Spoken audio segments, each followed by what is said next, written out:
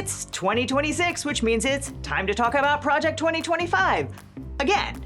When the Heritage Foundation published its conservative blueprint in 2024, the Trump campaign jumped to distance itself from the 900-page manifesto. Trump surrogate Howard Lutnick told the New York Post that no one associated with Project 2025 would come anywhere near the Trump White House. They were radioactive. A year later, Lutnick is Secretary of Commerce, and he works alongside a whole passel of those supposedly banned Project 2025 guys. So how much of the manifesto did these people operationalize in year one? A lot. The website project2025.observer estimates that the Trump administration has already carried out about 50% of the document's goals. Hooray! And they couldn't have done it without a big assist from the Supreme Court. Thanks, Chief Justice Roberts. Okay, we're gonna break it all down, but first let's talk about the one weird trick that made it all possible. The authors of Project 2025 have a lot of political and cultural goals. They want to criminalize abortion, end gay marriage, do away with environmental regulations, and lower taxes for corporations and billionaires. But most Americans are not down with that.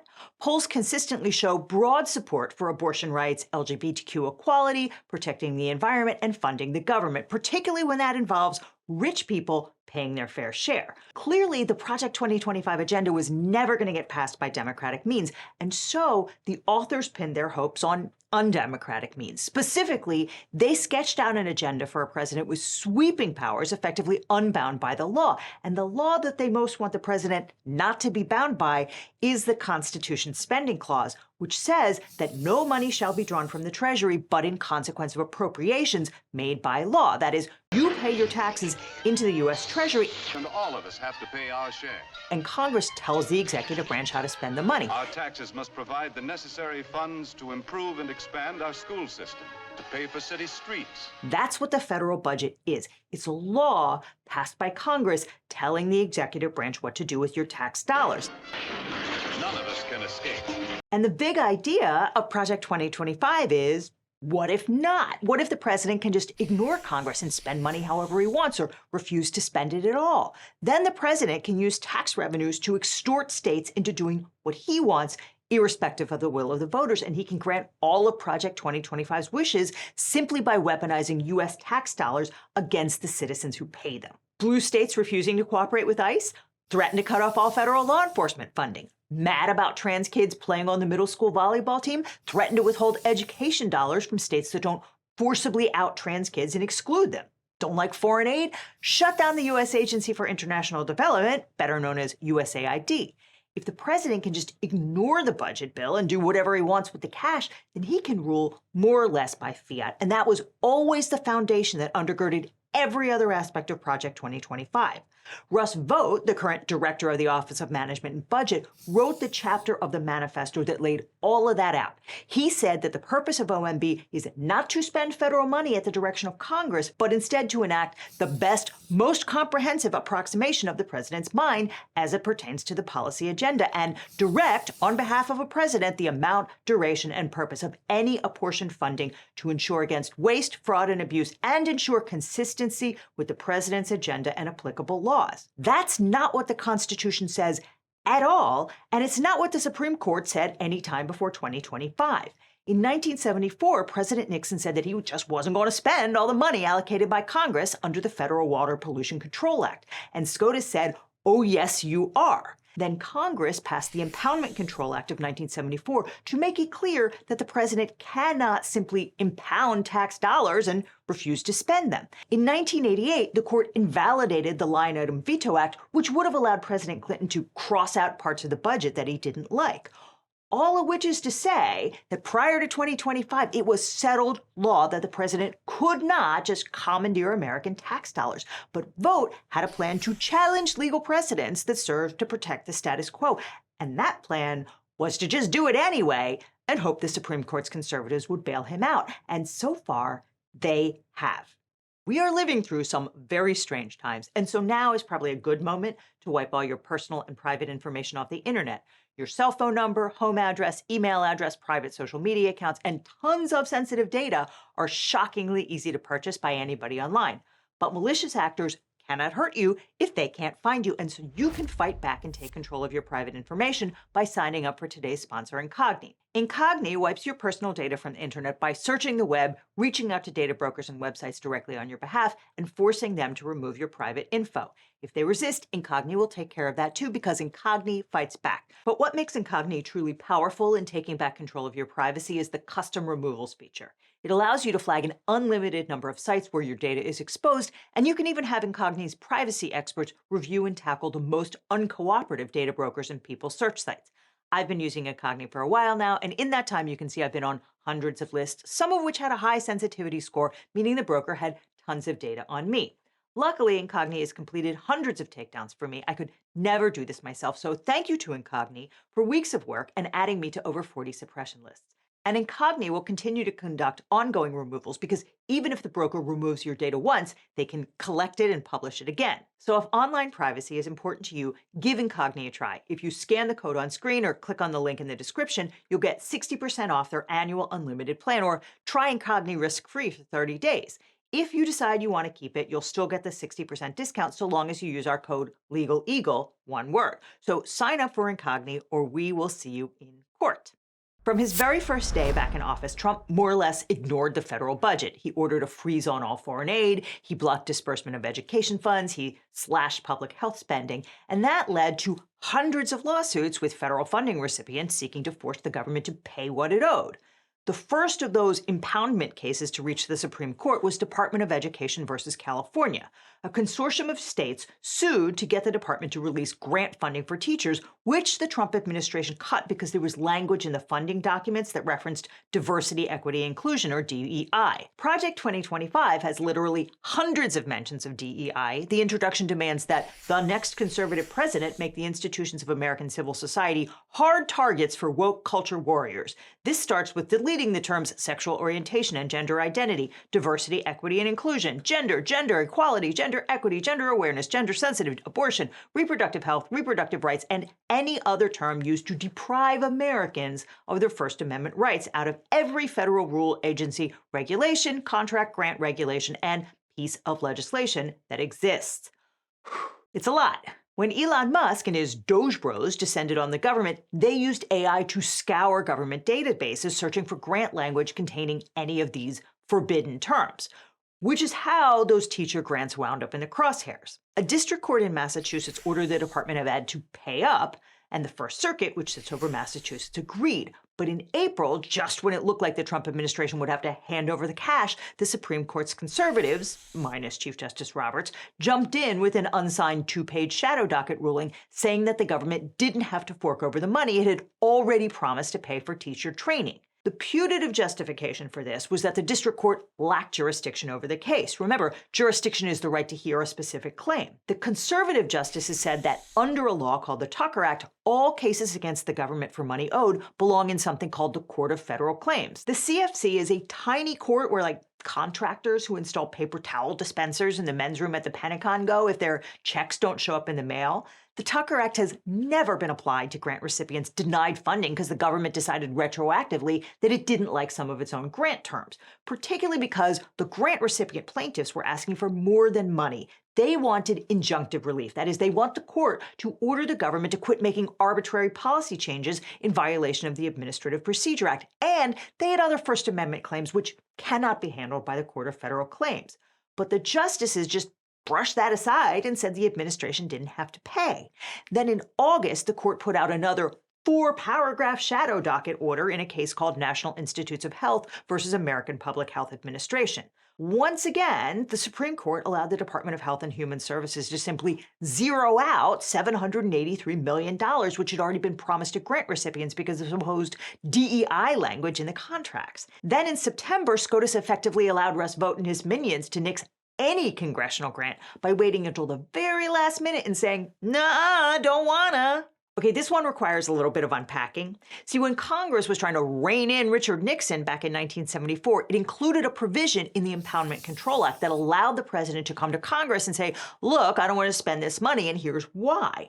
The law allowed the president to hold off on the expenditure for 45 days to give Congress time to consider it. If Congress did not respond, the president had to spend the money as allocated in the budget bill. Now, obviously, that was a provision designed to hem in the president, but instead, the Trump administration argued that it was designed to give the president a pocket veto tied to the budget calendar. So the fiscal year ends on September 30th. That's when all the money in the budget has to be spent. 45 days before that is August 15th. And so Trump argued that he could say to Congress on August 17th, I'm not going to spend this money, and run out the clock, which is very clearly not what Congress intended. And so the trial judge ordered the government to disperse the $4 billion to USAID grant recipients before the end of the fiscal year. And once again, the Supreme Court said he didn't have to do it. In a one-paragraph order, they said the asserted harms to the executive's conduct of foreign affairs appear to outweigh the potential harms faced by respondents. That is to say that the harm to the president's authority by being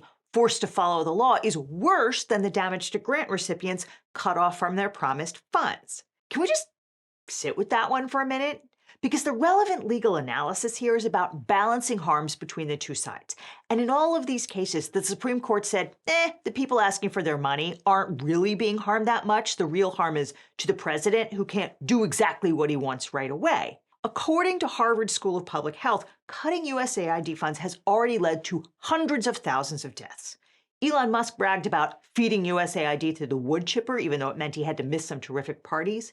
Here's a running analysis by Boston University epidemiologist Brooke Nichols of the health impacts of these cuts. That is what the Supreme Court's conservatives weighed against harms to the president's authority and found to be too minimal to consider. And by the way, this hostility to USAID is straight out of Project 2025, which referred to the global aid agency as a permanent and immiserating feature of the global landscape. The chapter on USAID says that Biden deformed the agency by treating it as a global platform to pursue overseas a divisive political and cultural agenda that promotes abortion, climate extremism, gender radicalism, and interventions against perceived systemic racism. The solution for this, according to Project 2025, was to support the reasonable management of oil and gas reserves as the quickest way to end wrenching poverty and the need for open-ended foreign aid. Or they could shut down the whole thing entirely, which is what ended up happening. And not just USAID. The Trump administration has effectively zeroed out the U.S. African Development Foundation, the U.S. Institute for Peace, the Inter-American Foundation, the Consumer Financial Protection Bureau, and the Corporation for Public Broadcasting. Every one of those agencies was established and funded by Congress. And thanks to Project 2025 and the Supreme Court, Trump was able to simply defund them, firing all their staff and canceling grants. All of that was part of Project 2025's long-term plan. They haven't yet managed to kill the Department of Education, one of the primary goals, but they are still working on it. President Trump promised to send education back to the states, and we're keeping that promise. If stealing Congress's power of the purse is the means, the Project 2025 end is an attack on everything that conservatives consider woke. That includes DEI and LGBTQ+ issues, of course, but it also covers any policy that fights climate change or makes space for criticism of America or subsidizes healthcare or subsidizes childcare, or makes life in cities, where most of us live, affordable. And there, too, Project 2025's authors have succeeded beyond their wildest dreams. For instance, the manifesto called to repeal fuel economy standards for new cars, which they claim are deadly. I believe the theory here is that more efficient engines make new cars more expensive, which means people will drive old cars, which are less safe. Ipso facto, gas guzzlers save lives. Of course, that excludes all the money car owners don't spend on gas, but math is hard, especially when you're slashing teacher training grants. Immediately upon being sworn in, Transportation Secretary Sean Duffy rescinded the Biden-era fuel economy standards. He also went to war with New York City to end its congestion pricing plan to reduce road traffic and encourage use of mass transit. Apparently, he's deathly afraid of the subway and thinks it's Marxist to object to traffic jams. Fatalistic energy. If you want people to take the train, take transit, then make it safe, make it clean, make it beautiful, make it wonderful. Don't make it a Hatred of mass transit is a recurring theme in Project 2025, which treats it as a frivolous waste of tax dollars, unlike highways for gas-powered cars, which are a solid investment. With respect to media, Project 2025 expressed deep antipathy for the U.S. Agency for Global Media, which oversees several international news outlets, including Voice of America and Radio Free Europe, Radio Liberty, which were established by Congress during the Second World War as a means to counteract Nazi propaganda and spread American democratic values. These agencies are funded under the federal budget with a mandate to continue broadcasting, but Project 2025 accused them of promoting anti-American propaganda that parrots adversarial regime talking points or promoting politically biased viewpoints, by which they meant criticizing Trump.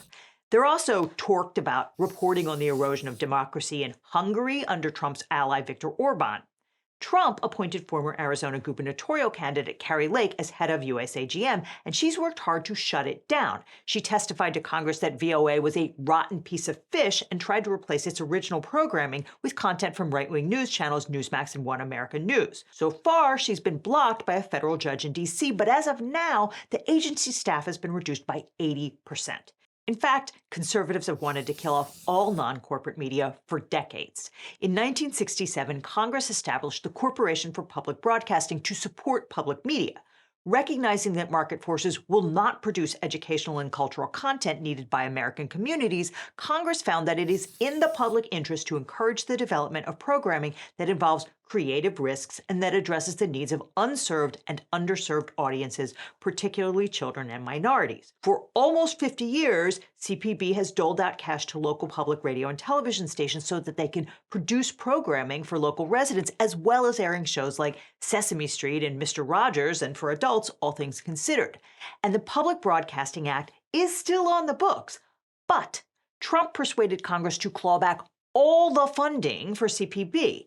Dozens of public radio stations are expected to close within a year. As a final act of patriotism, the board of CPB voted to dissolve the entity entirely rather than leave it as an organ for the president to potentially resurrect and funnel tax dollars to prop up his preferred brand of MAGA media influencers. They'd seen Lake try to turn VOA over to Newsmax, and so they put out a statement ruefully acknowledging that a dormant and defunded CPB could have become vulnerable to future political manipulation or misuse, threatening the independence of public media and the trust audiences place in it, and potentially subjecting staff and board members to legal exposure from bad faith actors. And then they shut off the lights and locked the doors for good. Another mission accomplished for Project 2025. But Project 2025's biggest culture war fixation was on LGBTQ plus people, and there, they won huge with a major assist from the Supreme Court. They called to restore standards of lethality and excellence to the military by kicking out all trans service members. And in February, Secretary of Defense Pete Hegseth ordered the military to do just that. Service members who have a current diagnosis or history of or exhibit symptoms consistent with gender dysphoria may elect to separate voluntarily. There's a timeline here, and then eventually involuntarily if necessary. Courts in Maryland and Washington blocked that order for being illegal gender discrimination based solely on animus, having nothing to do with military readiness and denigrating the service of honorable members of the armed forces. But the Supreme Court said, go for it.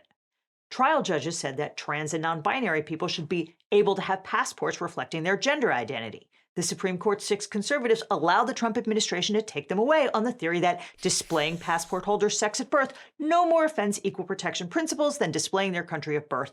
In both cases, the government is merely attesting to a historical fact without subjecting anyone to differential treatment, which is kind of like saying the house you grew up in is your address forever, and the government should be free to put it on all your identity documents for the rest of your life. It's historically accurate. What are you mad about, right? Project 2025 is absolutely rabid on the topic of ending gender-confirming care for trans kids, and there, too, the administration scored some major victories.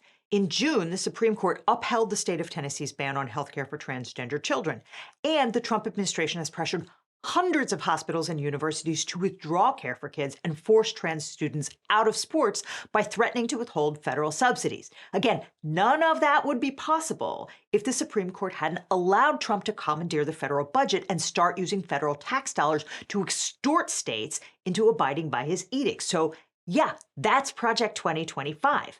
And that guy. If there's one thing that Project 2025's authors hate more than trans people, it's an independent federal bureaucracy staffed by experts and career civil servants beholden to the American people and not the partisan whims of the president. Although the document avoids the term deep state, It's full of attacks on government employees. Vote sneers at a sprawling federal bureaucracy carrying out its own policy plans and preferences, or worse yet, the policy plans and preferences of a radical, supposedly woke faction of the country. Vote once fantasized publicly about traumatizing civil servants for their crimes of wokeness. When they wake up in the morning, we want them to not want to go to work because they are increasingly viewed as the villains. We want to put them in trauma.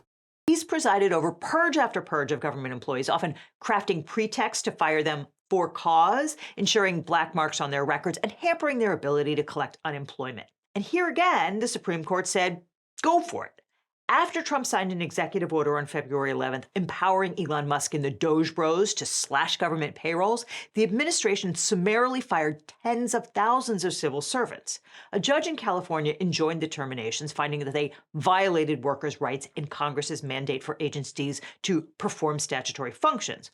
On the shadow docket, the court took just 2 paragraphs to say, nah.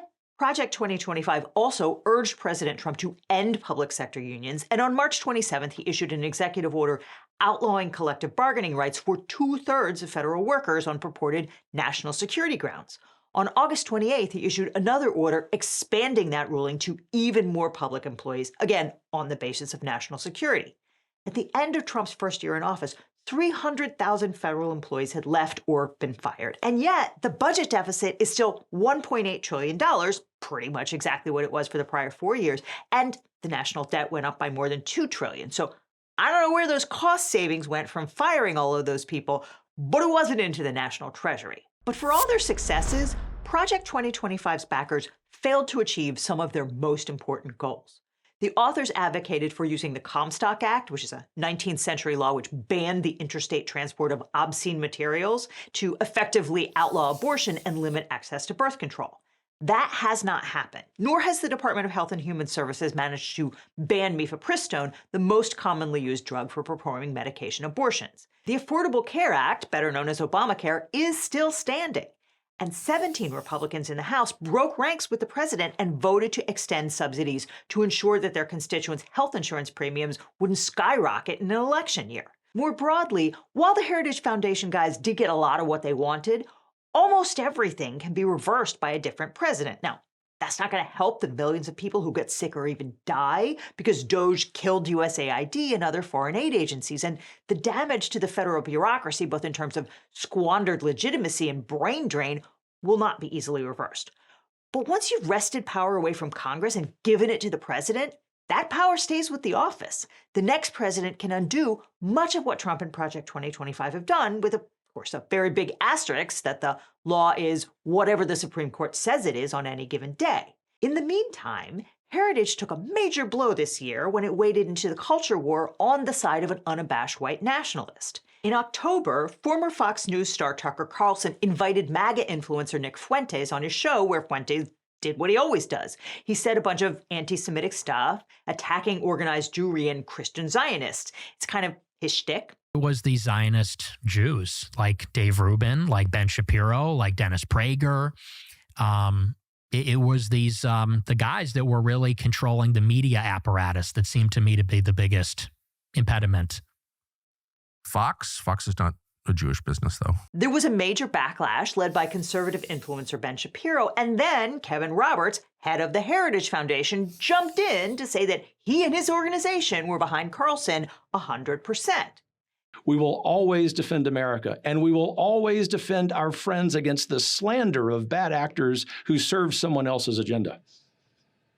That includes Tucker Carlson, who remains, and as I have said before, always will be a close friend of the Heritage Foundation. The Heritage Foundation has consistently presented itself as a bastion against anti-Semitism and an unabashed supporter of Israel. Dozens of longtime staffers quit in protest, with many of them decamping to a think tank called Advancing American Freedom, which is associated with former Vice President Mike Pence. I interviewed a former Heritage staffer who told me that the organization is a shell of its former self and will never wield the same intellectual influence that it did before. But don't count those Heritage Project 2025 guys out yet. The Washington Post got its hands on a draft report for Saving America by Saving the Family. It's a plan for you, yes you, to get married, have babies, and never get divorced, even if you really wanna. It starts with a plan to ban social media for children under 16. Then they'll ban porn, which is linked with lower relationship commitment and quality. Then they'll crack down on dating apps, which promote fear of settling. Oh, you think you're worth more? These heritage guys are here to tell you you are not. And they want to make it harder for couples to get divorced. No, actually, let me not sugarcoat that. They want to make it harder for women to get divorced. They want to get rid of no-fault divorce where people are allowed to split up simply because they don't want to be married anymore. They want to get rid of community property divorce laws, which divide assets equally because they say that provides an incentive for the lower-earning spouse, who is almost always the woman, particularly if she stays home with the children, to leave and take her husband's money. They object to alimony for the same reason. Instead, they want to offer tax incentives for couples to stay married and have lots more children. So who's psyched for Project 2027? Now, all this highlights why it's so important to get a great lawyer when you're dealing with your own case. Now, after I started this channel, every week I'd get hundreds of comments and emails from viewers who are dealing with legal problems. And they'd ask, can you help me find a lawyer? How do I know if this attorney is any good? And there's a massive gap in our justice system. It's that people don't know how to find the right lawyer for their specific situation.